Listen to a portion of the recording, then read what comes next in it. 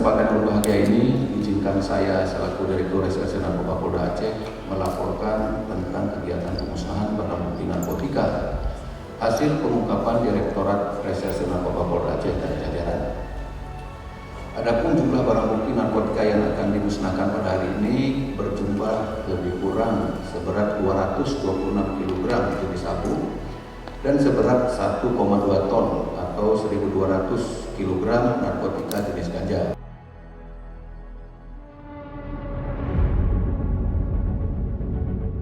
Tahun 2024, baru 1 semester ini, Polda Aceh dan jajaran sudah mengungkap 753 kasus tindak pidana narkoba dengan rincian jumlah tersangka 1.041 orang, kemudian barang buktinya 298,9 kg sabu. Ini kalau kita lihat barang buktinya lebih banyak dari tahun lalu. Kemudian juga 1,2 ton narkotika jenis ganja dan 5.003 butir ekstasi. Sudah 14 hektar ladang ganja yang kita musnahkan dan juga ada tanaman 39.614 tanaman batang ganja.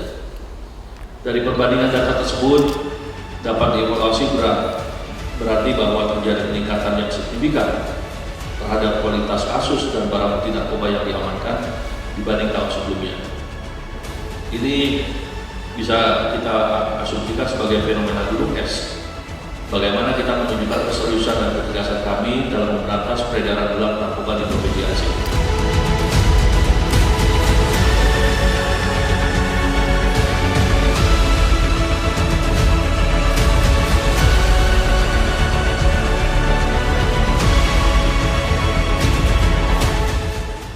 Kita harus mengakui bahwa perang melawan narkoba tidak bisa dimenangkan hanya dengan penegakan hukum, dan kita harus bekerja sama dan berkolaborasi dengan seluruh instansi terkait, dan juga diperlukan pendekatan multidimensional yang melibatkan pemerintah, masyarakat, sektor swasta, edukasi, pencegahan, rehabilitasi, dan integrasi adalah kunci dalam membangun masyarakat yang tangguh terhadap narkoba.